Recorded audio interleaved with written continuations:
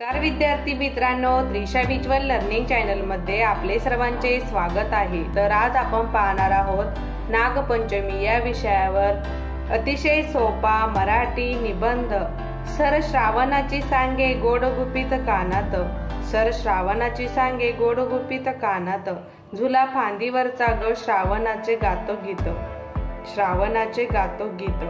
ह्या ओळी ऐकल्या की लगेच आपल्या पुढे श्रावण पंचमीसाठी झाडावर बांधलेले झोके आठवतात, झोक्यावर झुलणाऱ्या मुली आठवतात। चल ग सखे वारुळाला नागोबाला पूजायला, या ओळी ओठांवर येतात। खरं ना, बरोबरच आहे, कारण श्रावण महिन्यातला हा पहिला सण नागपंचमी। सर्व स्त्रिया नागदेवतेची मनापासून भक्तिभावाने पूजा करतात, त्या नागाला दूध पाजतात। शेतकरी ह्या दिवशी शेत नांगरत नाही, स्त्रिया भाजी चिरत नाहीत, तवा ठेवत नाहीत। नागपंचमीचा सण हा त्या नागदेवतेबद्दल कृतज्ञता, आदर व प्रेम व्यक्त करण्याचा दिवस। या सणाला देवापुढे पाटावर गंधाने नाग, नागोबा, नागिन तिची पिल्ले काढतात, त्याची पूजा करतात, नागस्तोत्र म्हणतात, दूध, लाह्या यांचा नैवेद्य दाखवतात आणि पूजा करून प्रार्थना करतात की हे नागराजा आमचे संरक्षण कर, कृपा कर। इथं आठवण येते ती आई आजी यांच्याकडून ऐकलेल्या एका गोष्टीची।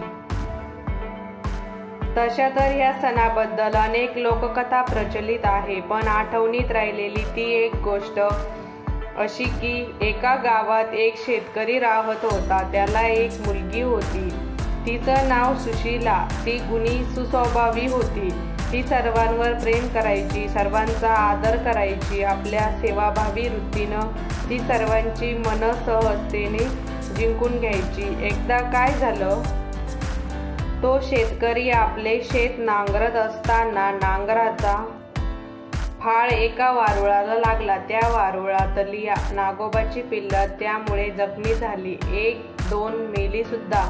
या गोष्टींचा नागोबाला फार राग आला। आपल्या पिल्लांना मारणाऱ्या त्या शेतकऱ्यांच्या मुलांना मारण्यासाठी नाग नागिनीने शेतकऱ्यांच्या घरी आपला मोर्चा वळवला। तो दोघं शेतकऱ्यांच्या घरी आली, ती काय, शेतकऱ्यांची मुलगी सुशीला ही आपल्या धाकट्या भावासह नागोबाची पूजा करत होती। तो दिवस होता नागपंचमीचा। सुशीलेने पाटावर नाग, नागिन, तिची पिल्ल ही गंधांनी काढली होती, त्या सर्वांना हळद, कुंकू, आघाडा, दुर्वा फुले वाहिली होती, दूध, लाह्या पुड्यात ठेवल्या होत्या। हात जोडून सुशीला सांगेन तशी ती भावंड नागराजाला प्रार्थना करत होती की हे नागराजा, आम्ही तुझी पूजा करतोय, तुझा आदर करतोय, पण चुकून माकून जरी आमच्या कोणाच्या हातून तुला किंवा तुझ्या पिल्लांना जर काही इजा झाली असेल, तुला कुणी त्रास दिला असेल, तर हे नागराजा तू आम्हाला क्षमा कर, आमच्यावर दया कर, कृपा कर, आम्हाला सुखी ठेव।